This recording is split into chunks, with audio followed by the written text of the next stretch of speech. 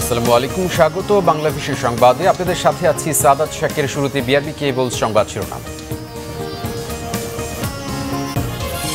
দেশে করোনায় মারা গেছেন আরও 7 জন। নতুন 709 জনের শরীরে ভাইরাস শনাক্ত। সুস্থ হয়ে বাড়ি ফিরেছেন 191 জন, জানিয়েছে স্বাস্থ্য অধিদপ্তর।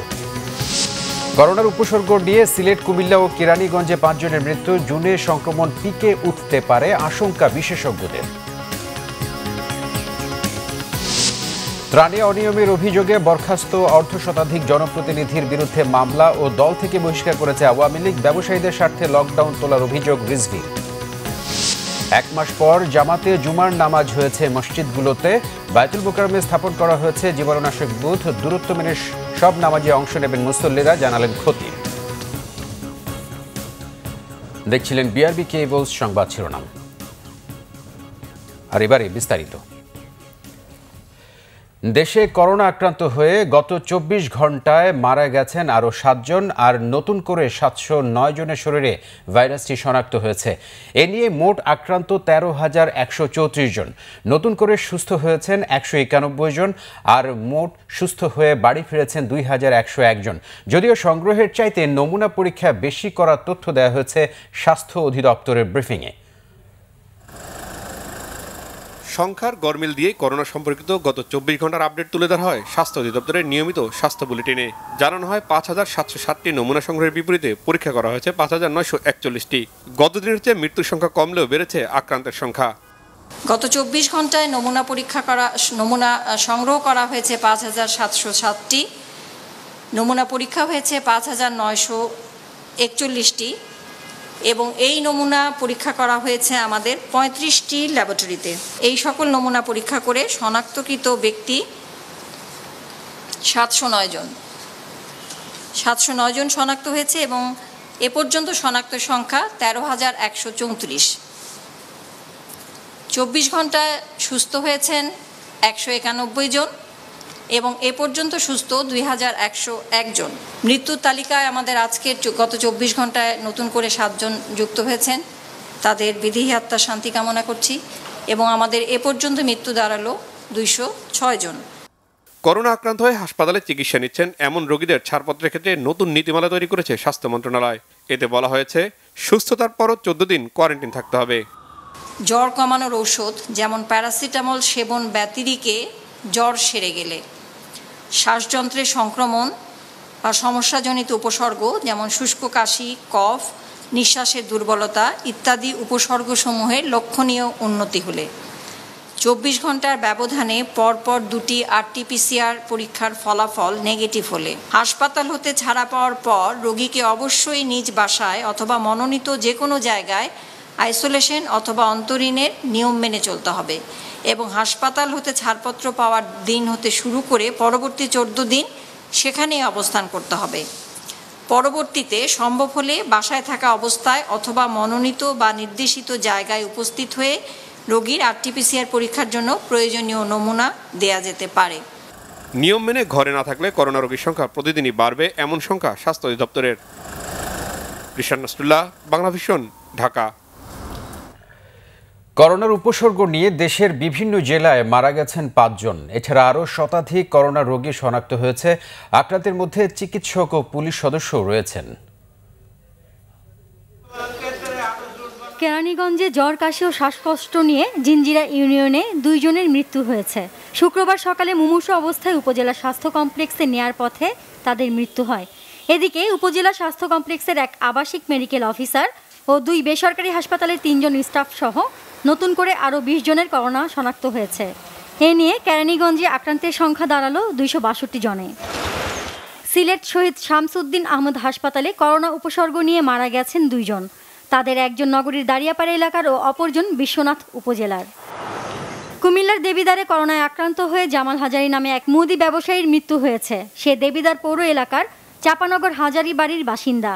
বৃহস্পতিবার সন্ধ্যায় দেবিদার উপজেলা স্বাস্থ্য কমপ্লেক্সের আইসোলেশন ইউনিটে ভর্তি করা হয়। অবস্থার অবনতি হলে তাকে উন্নত চিকিৎসার জন্য ঢাকা পাঠানো হলে পথেই তার মৃত্যু হয় বলে নিশ্চিত করেছেন উপজেলা স্বাস্থ্য ও পরিবার পরিকল্পনা কর্মকর্তা ডাক্তার আহমদ কবির। চট্টগ্রামের ফৌজদারহাটের বিআইটিআইডিতে নমুনা পরীক্ষায় 18 জনের করোনা ভাইরাস সংক্রমণ ধরা পড়েছে। এদের মধ্যে 14 জন মহানগরীর এবং বাকিদের মধ্যে 3 জন লোহাগাড়া ও 1 জন সাতকানিয়া উপজেলার বাসিন্দা। চট্টগ্রামের 18 জনের মধ্যে একজন মৃত ব্যক্তির নমুনায় করোনা পজিটিভ পাওয়া গেছে। চট্টগ্রামে এ নিয়ে করোনা ভাইরাসে মৃতের সংখ্যা দাঁড়ালো 13 জনে। জেলায় এ পর্যন্ত করোনা ভাইরাস শনাক্ত হওয়া ব্যক্তি দাঁড়ালো 153 জনে। সুস্থ হয়েছেন 47 জন। খুলনায় নতুন করে 13 জন করোনা রোগী শনাক্ত হয়েছে। সব মিলিয়ে এখন খুলনা বিভাগের মোট করোনা রোগীর সংখ্যা 195 জন। এদের মধ্যে 5 জনের মৃত্যু হয়েছে।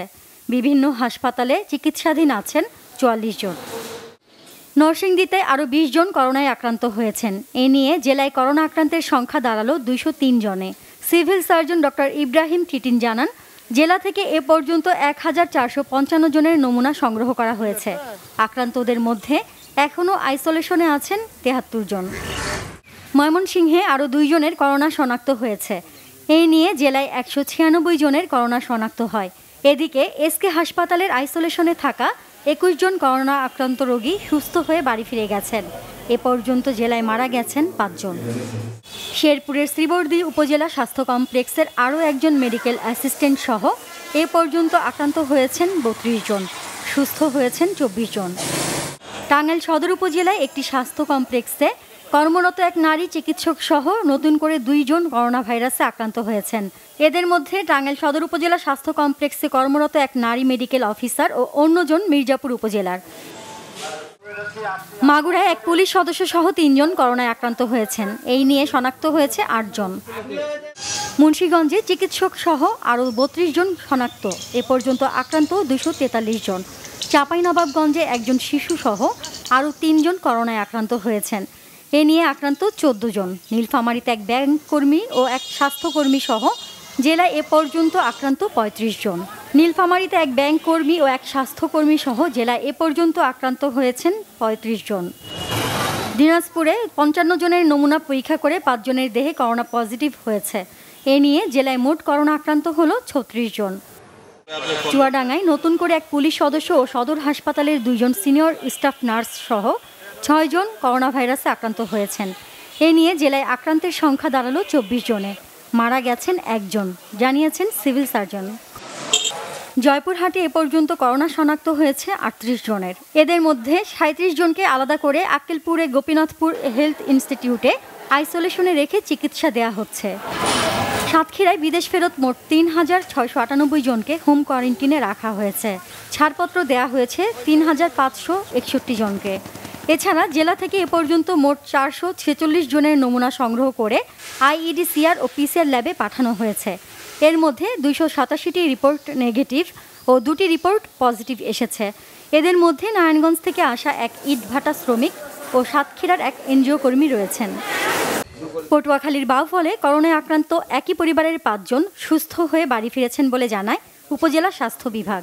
গত 20 এপ্রিল রোগী সেজে অ্যাম্বুলেন্সে নারায়ণগঞ্জ থেকে বাউফলের পূর্ব কালাইয়া গ্রামে নিজ বাড়িতে যান একই পরিবারের 6 জন। খবর পেয়ে উপজেলা প্রশাসন তাদের নমুনা সংগ্রহ করে আইইডিসিআরে পাঠালে তাদের করোনা পজিটিভ হয়। Nazneen Akter, Bangla Vision, news desk. দর্শক, খুলনা, চট্টগ্রাম ও ময়মনসিংহ থেকে করোনা পরিস্থিতির সবশেষ খবর জানিয়েছেন আমাদের সহকর্মীরা। চীনে আজ 187টি নমুনা পরীক্ষা করা হয়েছে। এর মধ্যে 1 জন করোনা রোগী শনাক্ত হয়েছে। তার নাম পবিত্র, বাড়ি গোপালগঞ্জ। কিছুক্ষণ আগে আমার সাথে কথা হয়েছে খুলনা বিভাগীয় স্বাস্থ্য পরিচালক ডাক্তার রাশিদা সুলতানার সাথে। তিনি জানিয়েছেন গত 24 ঘন্টায় খুলনা বিভাগে নতুন করে 14 জন করোনা রোগী শনাক্ত হয়েছে। এ নিয়ে খুলনা বিভাগের 10 জেলায় এখন মোট করোনা রোগীর সংখ্যা 196 জন। চট্টগ্রামে কিন্তু দিন দিন করোনার সংক্রমণ বৃদ্ধি পাচ্ছে। আমরা দেখছি গত কয়েকদিনে কিন্তু চট্টগ্রামে লাফিয়ে লাফিয়ে করোনা আক্রান্তের সংখ্যা বাড়ছে। চট্টগ্রাম বিভাগের 11 জেলায় এখন পর্যন্ত করোনা আক্রান্তের সংখ্যা 576 জন। আর শুধুমাত্র চট্টগ্রাম জেলাতে গত 24 ঘন্টায় নতুন করে করোনায় আক্রান্ত হয়েছে 59 জন। চট্টগ্রামের ফৌজদারহাটের বিআইটিআইডিতে 198টি নমুনা পরীক্ষায় 18 জনের করোনা শনাক্ত হয় এবং Chattogram veterinary and animal sciences বিশ্ববিদ্যালয়ে 61টি নমুনা পরীক্ষায় 40 জন জনের করোনা শনাক্ত হয়েছে। ময়মনসিংহ বিভাগে আজ নতুন করে আরও 13 জনের করোনা পজিটিভ হয়েছে। এর মধ্যে ময়মনসিংহ মেডিকেল কলেজ হাসপাতালের 4 জন নার্স, সদর উপজেলার 3 জন এবং ভালুকা উপজেলার 1 জন সহ ময়মনসিংহ জেলায় 8 জন, নেত্রকোনা জেলায় মোহনগঞ্জ উপজেলার 3 জন এবং দুর্গাপুর উপজেলায় 1 জন সহ নেত্রকোনা জেলায় 4 জন এবং জামালপুর জেলায় 1 জন রয়েছে। এ নিয়ে ময়মনসিংহ বিভাগের 4 জেলায় এখন পর্যন্ত করোনা আক্রান্ত রোগীর সংখ্যা 416 জনে দাঁড়িয়েছে।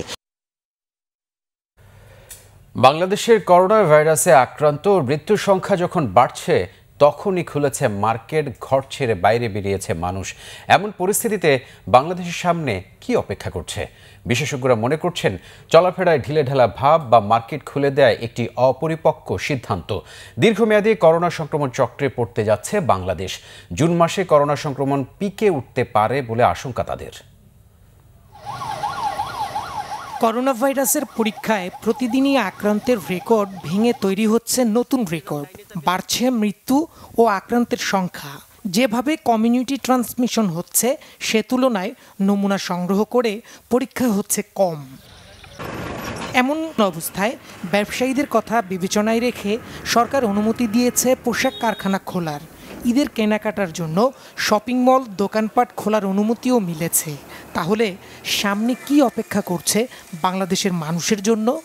আমরা যখন ঠিক আপের দিকে আছি, আমাদের যখন মৃত্যুর সংখ্যা বাড়ছে, আক্রান্তের সংখ্যা যখন বেড়ে যাচ্ছে, ঠিক সে সময় কিন্তু আমাদের মধ্যে একটা ঢিলেঢালা ভাব চলে আসছে।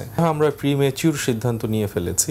এটি আরেকটু কিছুদিন পরে নিলে আমার মনে হয় ভালো হতো। কারণ হলো যে মার্কেট খুলে দেওয়া কিংবা মানুষকে একটু বের হওয়ার সুযোগ দেওয়ার যে ক্রাইটেরিয়া আছে, সেই ক্রাইটেরিয়াগুলো আমরা এখনও ফুলফিল করিনি। আমাদের যে মৃত্যুর হার সেটি বাড়ছে, আমাদের যে আক্রান্তের হার সেটি বাড়ছে। এই মুহূর্তে আমরা আরও বেশি আসলে ঝুঁকির মধ্যে পড়ে গেছি এই মার্কেটগুলো খুলে রাখার কারণে, মানুষকে বাইরে যাওয়ার সুযোগ দেওয়ার জন্য। এখন প্রতিদিনই 600-700 জন আক্রান্ত হচ্ছে। এটা আরও বাড়বে বলে আশঙ্কার কথা জানান বিশেষজ্ঞরা। তাহলে প্রশ্ন হচ্ছে, সর্বোচ্চ সংক্রমণের সংখ্যা কোন মাস নাগাদ হবে? পিক আসলে সেটা কতটা উচ্চতায় উঠবে? আমরা একটা দীর্ঘমেয়াদী করোনা সংক্রমণ চক্রে ঢুকে পড়তে পারি, যেখানে আমাদের ঘুরে ফিরে বাংলাদেশের আনাচে কানাচে এই রোগটা ক্রমান্বয়ে ছড়িয়ে পড়তে পারে। যখন পিকটা এসে যায় তখন তারপরে কিন্তু সংখ্যাটা কমতে শুরু করে। পিকটা হয়তো আরো একটু দেরি হবে, সেটা জুন মাস হতে পারে এখন মনে হচ্ছে। অহেতুক বাইরে ঘোরাফেরা না করে বাসায় থাকার পরামর্শ বিশেষজ্ঞদের। দীপন দেওয়ান, বাংলা ভিশন, ঢাকা। করোনা ভাইরাসের মহামারীর মধ্যেই ত্রাণে অনিয়ম সহ সরকারি নির্দেশনা না মানার অভিযোগে সারা দেশে 1/2 জনপ্রতিনিধি সাময়িক বরখাস্ত হয়েছেন। তাদের বিরুদ্ধে ফৌজদারি ব্যবস্থা গ্রহণের পাশাপাশি দল থেকেও বহিষ্কার করেছে আওয়ামী লীগ। তবে বিশেষজ্ঞদের পরামর্শ, ত্রাণ বিতরণ প্রক্রিয়ায় জনপ্রতিনিধিদের সাথে স্কুল শিক্ষক, মসজিদের ইমাম সহ স্থানীয় গণ্যমান্য ব্যক্তিদের যুক্ত করার দরকার। করোনা পরিস্থিতির মধ্যেই সরকারের খাদ্যবান্ধব কর্মসূচির চাল আত্মসাৎ সহ ত্রাণ বিতরণে অনিয়মের জন্য সারা দেশে এখন পর্যন্ত 18 জন ইউনিয়ন পরিষদ চেয়ারম্যান, 29 জন সদস্য, 1 জন জেলা পরিষদ সদস্য এবং 1 জন পৌর কাউন্সিল সহ 1/2 জনপ্রতিনিধিকে সাময়িকভাবে বরখাস্ত করা হয়েছে। কেন তাদের চূড়ান্তভাবে অপসারণ করা হবে না তা 10 কার্যদিবসের মধ্যে নিজ নিজ জেলা প্রশাসনের মাধ্যমে স্থানীয় সরকার বিভাগকে জানাতে বলা হয়েছে। পাশাপাশি ফৌজদারি ব্যবস্থা গ্রহণে তাদের অনেকেই এখন কারাগারে। সরকারের পাশাপাশি সরকারি দলের পক্ষ থেকেও ত্রাণ বিতরণে নজরদারির কথা বলা হচ্ছে। এটা খুব দুর্ভাগ্যজনক যে এই ধরনের একটি ক্রান্তিকালে ত্রাণ বিতরণে কিছু বিচ্ছিন্ন ঘটনা ঘটেছে। আপনি যদি সরকারি এবং আমাদের দলের যে ত্রাণের কার্যক্রম যদি দেখেন, তার তুলনায় যে অভিযোগ আসছে এটা কিন্তু খুবই ক্ষুদ্র।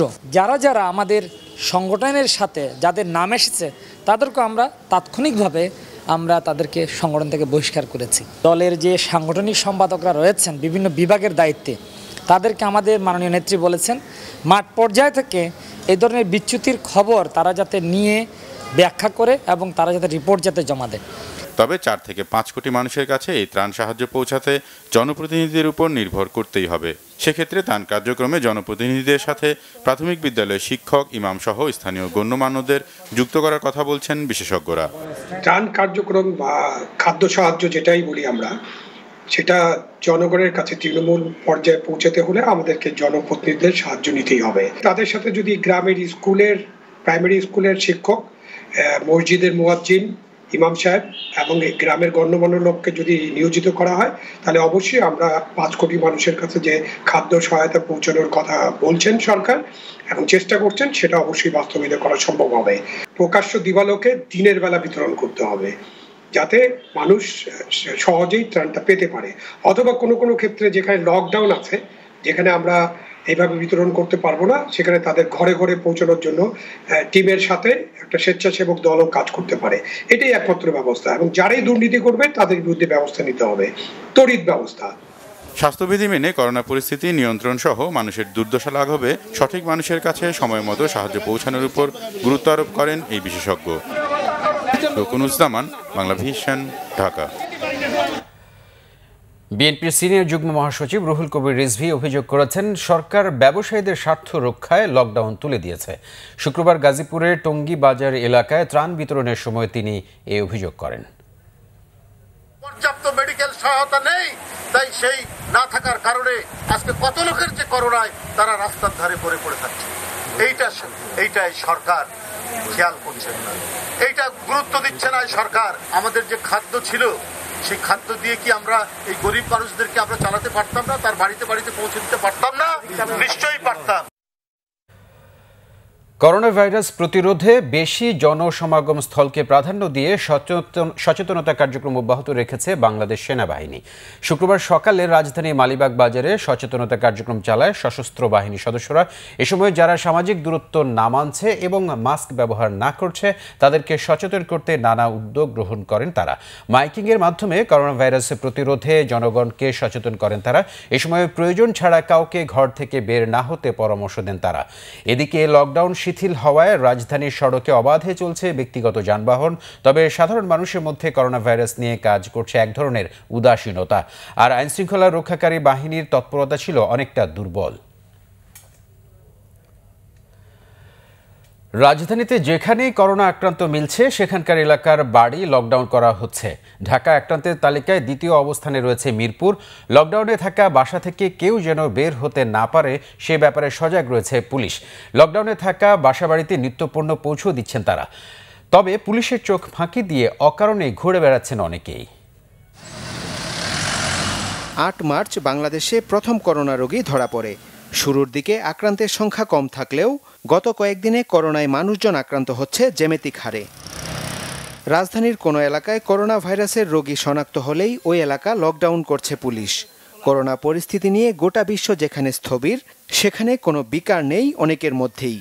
বাজার করতেছে, আত্মীয় স্বজন সবার সাথে দেখা সাক্ষাৎ করতেছে, সবাই তো লকডাউনের মতন তো হচ্ছে না। এখন প্রথম যে কড়াকড়িটা আপনার হয়েছে, সেই কড়াকড়িটা এখন নাই। আমরা এখন লকডাউন অবস্থা আছি, কোনো প্রয়োজন শহরের বাইরেই না প্রয়োজন শহরের বাইরেই না। আমরা সবাই আটকানো আছি, কাউকে বের হইতে দিচ্ছে না।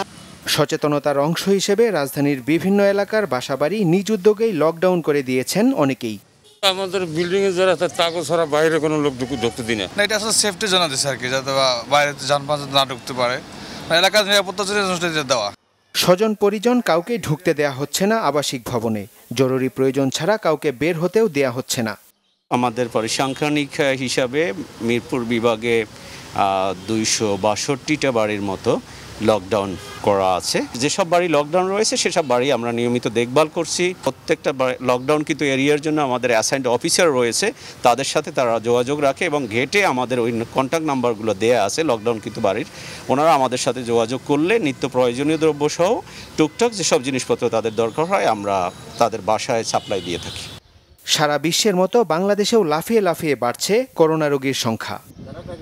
রিয়াদ তালুকদার, বাংলা ভিশন, ঢাকা।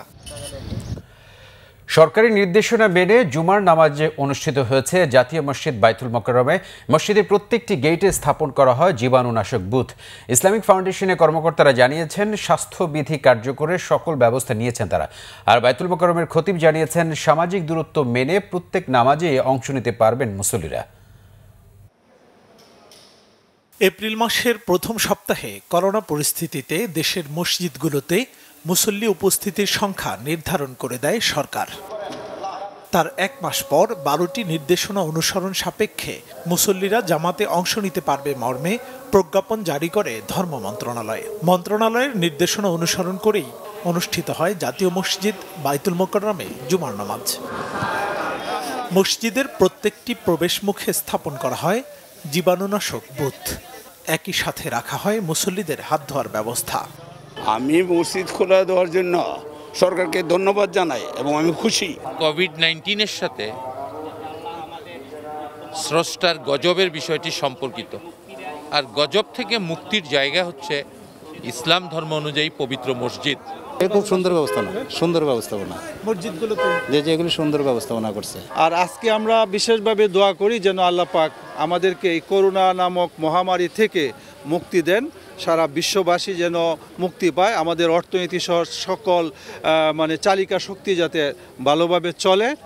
মুসল্লিদের পুরো স্বাস্থ্য নিরাপত্তার বিষয়টি সার্বক্ষণিক পর্যবেক্ষণ করেন ইসলামিক ফাউন্ডেশনের কর্মকর্তারা। আমরা মুসল্লিদের স্বাস্থ্য নিরাপত্তার বিষয়টিকে সর্বাধিক গুরুত্ব দিয়েছি। আপনারা দেখেছেন যে আমরা জীবাণুনাশক বুথ দিয়ে সবার প্রবেশটা বাধ্যতামূলক করেছি। এরপরে তার জুতা আমাদের এখানে কেমিক্যাল দেওয়া আছে জীবাণুমুক্ত করার। তার এদিক দিয়ে যখন যাবে তখন তার জুতাটা জীবাণুমুক্ত হয়ে যাবে। সামাজিক দূরত্ব মেনে মুসল্লিরা অংশ নেন জুমার নামাজে। খুতবায় বাইতুল মোকাররমের খতিব বলেন, স্বাস্থ্যবিধি অনুসরণ করে জামাতে অংশ নিয়ে করোনা থেকে বাঁচতে আল্লাহর কাছে প্রার্থনা করতে হবে। এমন কোনো কাজ করবেন না যেই কাজের কারণে মসজিদে আসা যাওয়ার কারণে রোগী বেড়ে যাবে, রোগের প্রভাব বিস্তার বেশি বেড়ে যাবে। তখন আমাদেরকে দেখে দেখে যারা ইসলাম পছন্দ করে না তারা হাসবে, বলবে যে তোমরা তো মসজিদে গেছিলা, যাওয়ার কারণে তো রোগ বাড়ছে। মুসল্লিদের সচেতনতায় এবং সহযোগিতায় নিয়োজিত ছিল বিভিন্ন স্বেচ্ছাসেবী সংগঠনের কর্মীরা। মুহিবুল্লাহ মুহিব, বাংলা ভিশন, ঢাকা।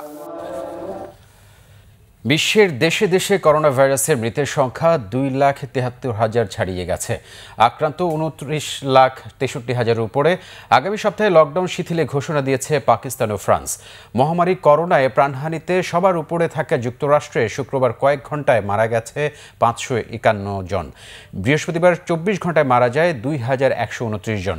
এ নিয়ে সেখানে করোনার মৃত্যু 77,479 জন। আক্রান্ত 12,98,000-এর বেশি। ইউরোপে মৃতের সংখ্যা শীর্ষে থাকা ইটালি ও স্পেনকে সদ্য অতিক্রম করা যুক্তরাজ্যে শুক্রবার মারা যান কমপক্ষে 626 জন। এতে দেশটিতে মোট মৃত্যুর সংখ্যা দাঁড়িয়েছে 31,641 জন। ব্রাজিলে শুক্রবার আরও 119 জন মারা যাওয়ায় মৃতের সংখ্যা 9,307। এছাড়া শুক্রবার ইটালিতে মৃতের সংখ্যা 30,000 ছাড়িয়েছে।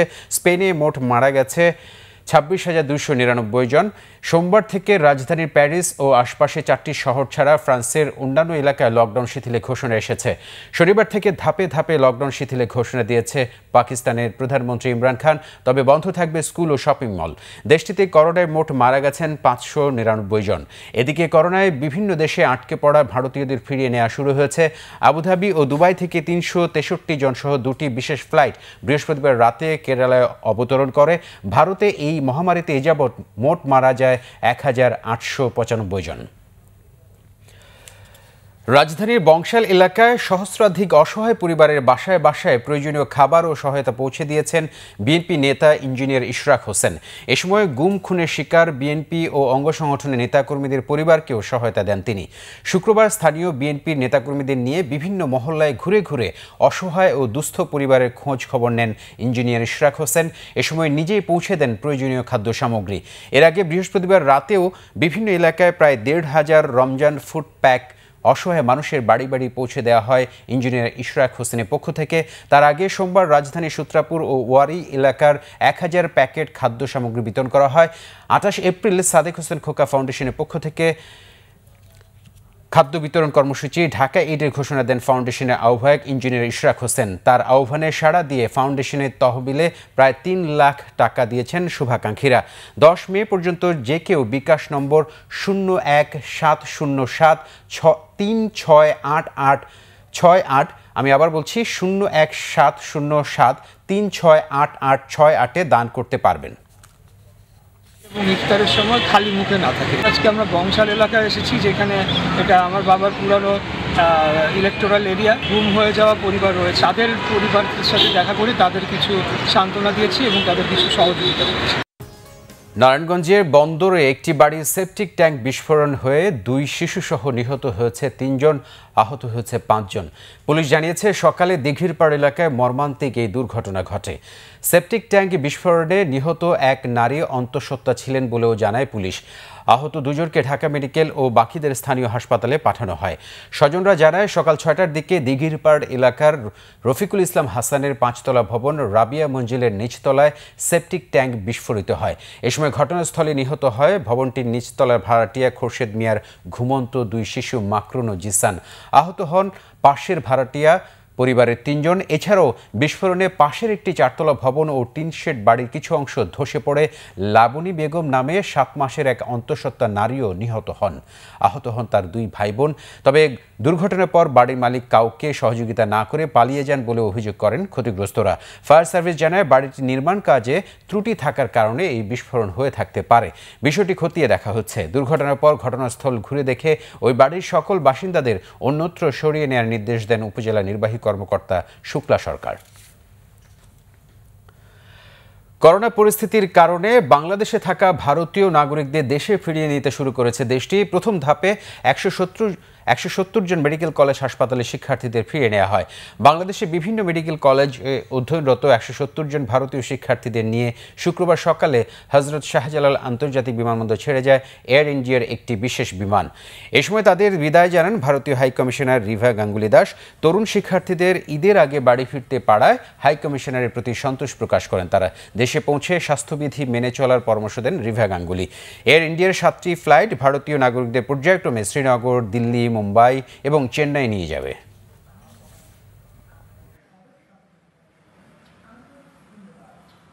ঢাকা से 7 फ्लाइट्स टोटल जाएंगे। ঢাকা থেকে 7টি ফ্লাইট ভারতের বিভিন্ন জায়গায় যাবে। আজ থেকে প্রথম পর্যায়ে মেডিকেল কলেজের শিক্ষার্থীদের শ্রীনগর ফিরিয়ে নেওয়া শুরু হলো।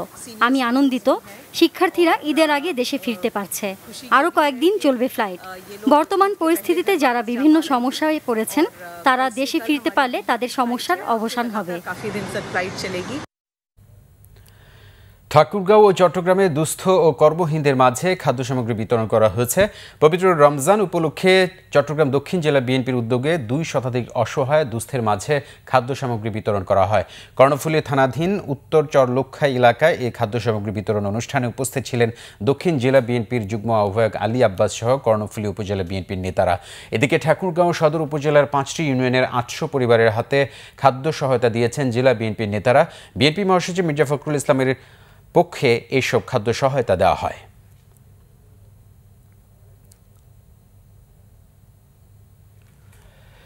নরসিংদীতে প্রতিবন্ধী ও অসচ্ছল ব্যক্তিদের মাঝে আর্থিক সহায়তা দেওয়া হয়েছে। সাংবাদিক বিশ্বজিৎ সাহা ও সঞ্জিত সাহার বাবা রণজিৎ কুমার সাহার 31তম প্রয়াণ দিবস উপলক্ষে পরিবারের পক্ষ থেকে 70টি পরিবারকে এ অনুদান দেওয়া হয়। এতে উপস্থিত ছিলেন নরসিংদীর অতিরিক্ত জেলা প্রশাসক কমল কান্তি ঘোষ।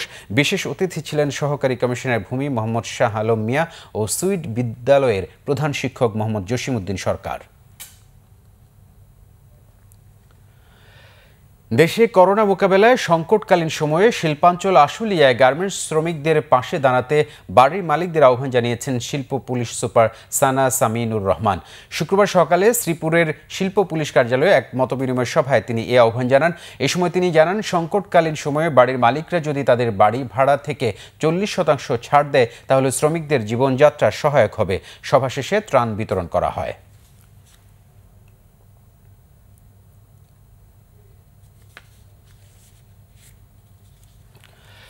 খাগড়াছড়িতে আসামি পালানোর ঘটনায় বরখাস্ত করা হয়েছে 4 পুলিশ সদস্যকে। ঘটনা তদন্তে 3 সদস্যের কমিটি গঠন করা হয়েছে। খাগড়াছড়ি পুলিশ সুপার আব্দুল আজিজ জানান, ঘটনা তদন্তে পদোন্নতিপ্রাপ্ত পুলিশ সুপার এমএম সালাউদ্দিনকে প্রধান করে এরই মধ্যে 3 সদস্যের তদন্ত কমিটি গঠন করা হয়েছে। তদন্ত প্রতিবেদন পাওয়ার পর অভিযুক্তদের বিরুদ্ধে বিভাগীয় মামলা হবে বলেও জানান তিনি। সদর হাসপাতালে চিকিৎসাধীন অবস্থায় গতকাল ভোরে হাতকড়া সহ পালিয়ে যায় আসামি এরাকো চাকমা। পরে সন্ধ্যা 6টার দিকে জেলার পানছড়ি উপজেলার রাবার ড্যাম ড্যাম এলাকা থেকে স্থানীয়দের সহযোগিতায় আসামি ইরাকোকে আটক করা হয়। দায়িত্ব অবহেলার অভিযোগে বরখাস্ত হয় পুলিশের 4 সদস্য। এছাড়া পালিয়ে যাওয়া আসামিদের বিরুদ্ধে 224 ধারা আরও একটি মামলা হয়েছে। করোনার কারণে মানবেতর জীবন কাটাচ্ছেন বগুড়া ও জয়পুরহাটের বিভিন্ন পেশার কর্মহীনরা। অনাহারে অর্ধাহারে কোনো রকমে চলছে দিন। সরকারি বেসরকারি কিছু সাহায্য মিললেও তা শেষ হয়েছে অনেক আগেই। করোনার ছবলে স্থবির হয়ে পড়েছে পরিবহন ব্যবস্থা। দীর্ঘদিন বন্ধ থাকায় বিপাকে পড়েছে বগুড়ার পরিবহন শ্রমিকরা। ট্রাক চলতেছে, কার, মাইক্রো পিকআপ, রিক্সা, ভ্যান, দোকানপাট, বাজারহাট সব চলছে, শুধু পরিবহন বাসটাই বন্ধ। তো এই বাস শ্রমিকের দিকে আজ পর্যন্ত কোনো সাহায্য সহযোগিতা আসেনি। খুব করুণ অবস্থার ভিতরে দিনকাল যাচ্ছে পরিবহন শ্রমিকদের। চলাতে পারতেছি না, কিছুদিন চলানোর পরে মহন করছে আমি আর চলাতে পারতেছি না। এতে পরিবার নিয়ে বিপাকে পড়েছে তারা। ঘরে খাবার নেই, জ্বলছে না চুলা, পাশে নেই পরিবহন মালিক ও শ্রমিক সংগঠনগুলো। পয়সা নাই, কিভাবে কেনাকাটা করি? খাওয়া লাগবে, তারপরে তো চুলে জ্বলবে। এক বেলা করে আনলে 2 বেলা আঘাত পাসাত খাওয়া হচ্ছে। তো খুব কষ্টের দিন যাইতেছে। যদি গাড়ি খোলে 7 তারিখ থেকে, তা আমাদের জন্য খুব ভালো হবে।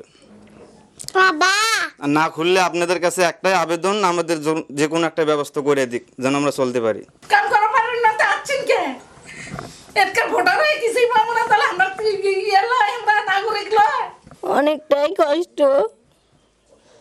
আগের মতন মনে করেন আর খাবার নাই।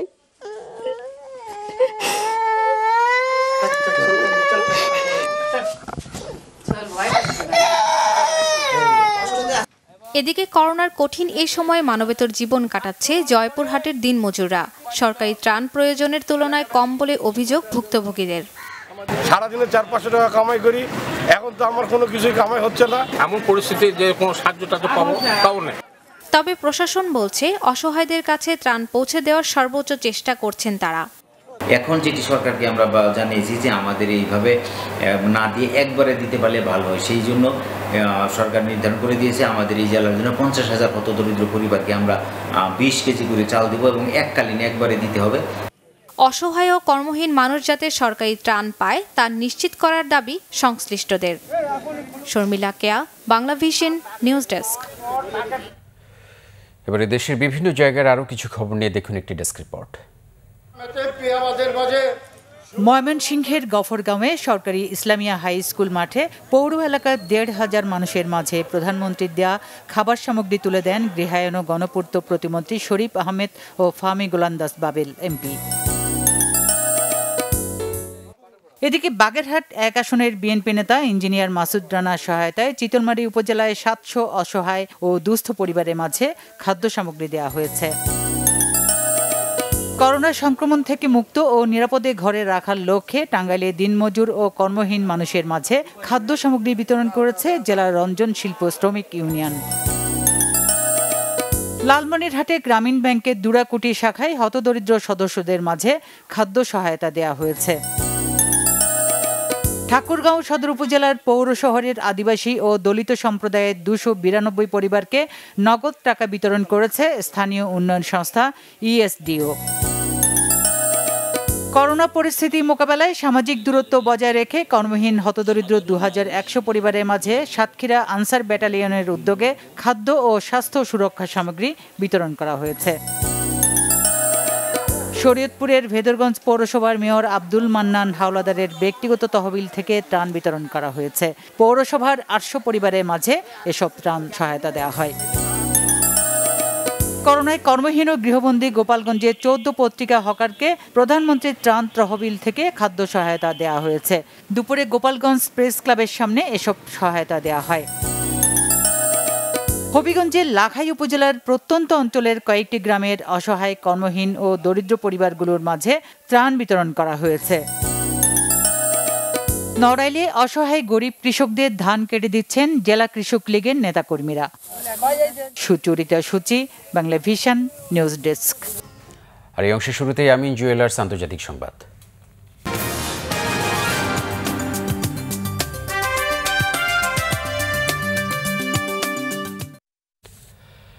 করোনা ভাইরাসের কারণে বিশ্বব্যাপী ছড়িয়ে পড়া বিদেশিদের প্রতি ঘৃণা দূর করতে পদক্ষেপ নেওয়ার জন্য বিশ্ব নেতাদের প্রতি আহ্বান জানিয়েছেন জাতিসংঘ মহাসচিব অ্যান্তোনিও গুতেরেস। এই উদ্দেশ্যে দেয়া এক বক্তব্যে তিনি উল্লেখ করেন, বিভিন্ন দেশে করোনার কারণে বিদেশিদের প্রতি ঘৃণা ছড়ানো হচ্ছে, বিশেষ করে ইহুদি ও মুসলমানদের বিরুদ্ধে এই ঘৃণা ছড়ানো হচ্ছে বলে অভিযোগ করেন তিনি। কিছু কিছু জায়গায় মুসলমানদের বিরুদ্ধে হামলার ঘটনাও ঘটছে বলে জানান। এসব বন্ধে এখনই পদক্ষেপ নেওয়ার আহ্বান জানান জাতিসংঘ মহাসচিব। তিনি বলেন, অনেকেই মনে করছেন অভিবাসী ও শরণার্থীদের মাধ্যমে করোনা ছড়াচ্ছে। এটা ঠিক নয়। কোথাও কোথাও অভিবাসীদের চিকিৎসা দিতেও অস্বীকৃতি জানানো হচ্ছে। এসব থামাতে পদক্ষেপ নেওয়ার জন্য বিশ্ব নেতাদের প্রতি আহ্বান জানান গুতেরেস। জার্মানি করোনা পরিস্থিতির সবশেষ অবস্থা জানিয়েছেন সেখানে অবস্থানরত প্রবাসী আশরাফুল হক আকাশ। জার্মানির করোনার বিধিনিষেধ এখন অনেকটা শিথিল করেছেন আঙ্গেলা ম্যার্কেলের সরকার। গত 6 সপ্তাহের বেশি সময় ধরে বন্ধ থাকা দোকান, ব্যবসা প্রতিষ্ঠান সহ চিড়িয়াখানা, জাদুঘর, কিন্ডারগার্টেন সহ স্কুলগুলো পর্যায়ক্রমে খুলে দেওয়ার সিদ্ধান্ত নেওয়া হয়। তবে জার্মানির বার ও রেস্টুরেন্টগুলো এখনও বন্ধ রয়েছে। সংক্রমণ কমে গেলেই শীঘ্রই খোলার সিদ্ধান্তে আসতে পারে। তবে শিথিলতার মধ্যেও গত 24 ঘন্টায় আক্রান্ত হয়েছে 1200-এরও বেশি মানুষ, মারা গেছেন 150-এরও বেশি মানুষ। সর্বমোট 1,69,000 মানুষ আক্রান্ত হয়েছে।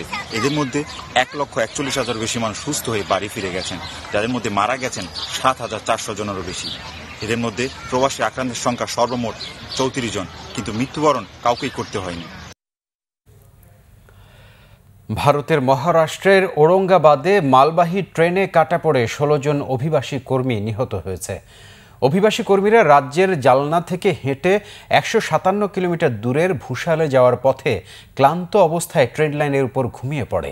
ভোর 5টায় মালবাহী একটি ট্রেনে ঘুমন্ত অভিবাসীদের উপর দিয়ে চালিয়ে দিলে ঘটনাস্থলে নিহত হন তারা। আহত অবস্থায় 5 জনকে উদ্ধার করে স্থানীয়রা। একজনের অবস্থা গুরুতর হয়, তাকে স্থানীয় হাসপাতালে ভর্তি করা হয়। বাকিদের কাউন্সেলিংয়ের পর জিজ্ঞাসাবাদ করা হবে বলে জানিয়েছে পুলিশ। তবে প্রাথমিকভাবে তারা জানিয়েছে করোনার কারণে ট্রেন চলাচল বন্ধ আছে মনে করে তারা রেল লাইনের উপর ঘুমিয়ে পড়েছিল। ক্লেমন খেলার সংবাদ এবার।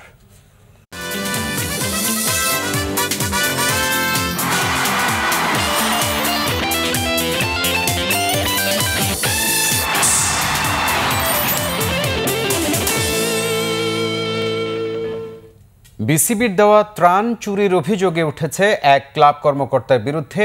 গোপীবাগে শেখ রাসেল ক্লাবকে দেওয়া বিসিবির ত্রাণ অবৈধভাবে বিক্রি করতে গিয়ে ক্লাবের যুগ্ম সম্পাদক অন্য সদস্যদের হাতে ধরা পড়েন। বিসিবির তরফ থেকে প্রতিটি ক্লাবের দুস্থ কর্মকর্তা কর্মচারীদের জন্য ত্রাণ দেওয়া হয়। শেখ রাসেল ক্লাবের যুগ্ম সম্পাদক সেই ত্রাণ পুরোটা আত্মসাৎ করে বিক্রি করতে গেলে ক্লাবের অন্য সদস্যদের হাতে নাতে ধরা পড়ে। এমনকি ঘটনাটি আইনশৃঙ্খলা রক্ষাকারী বাহিনী পর্যন্ত গড়ায়। ক্লাবের সাধারণ সম্পাদক নিজেরা তদন্ত করে সুরাহার আশ্বাস দিলে আইনশৃঙ্খলা রক্ষাকারী বাহিনী আর কোনো পদক্ষেপ নেয়নি। শেখ রাসেল ক্লাবের এই কর্মকর্তা আবার ঢাকা 3য় বিভাগ ক্রিকেট লিগের কোঅর্ডিনেটর ছিলেন।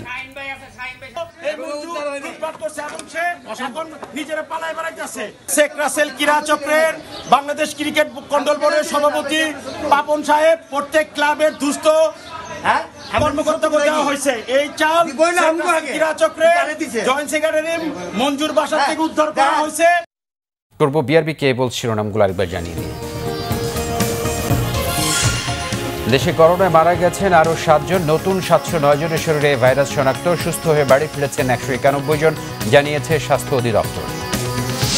করোনার উপসর্গ নিয়ে সিলেট, কুমিল্লা ও কেরানীগঞ্জে 5 জনের মৃত্যু। জুনে সংক্রমণ পিকে উঠতে পারে আশঙ্কা বিশেষজ্ঞদের। ত্রাণে অনিয়মের অভিযোগে বরখাস্ত অর্ধশতাধিক জনপ্রতিনিধির বিরুদ্ধে মামলা ও দল থেকে বহিষ্কার করেছে আওয়ামী লীগ। ব্যবসায়ীদের স্বার্থে লকডাউন তোলার অভিযোগ রিজভির। 1 মাস পর জামাতে জুমার নামাজ হয়েছে মসজিদগুলোতে। বায়তুল মোকাররমে স্থাপন করা হয়েছে জীবাণুনাশক বুথ। দূরত্ব মেনে সব নামাজে অংশ নেবেন মুসল্লিরা, জানালেন খতিব। এই ছিল এখনকার মতো। পরের সংবাদ দেখার আমন্ত্রণ রইল। এছাড়া বাংলাভিশন সংবাদ ও সংবাদ সংশ্লিষ্ট অনুষ্ঠান দেখতে লগ ইন করুন facebook.com/বাংলাভিশন এবং সাবস্ক্রাইব করুন youtube.com/বাংলাভিশন নিউজ। এতক্ষণ সাথে থাকার জন্য সবাইকে ধন্যবাদ।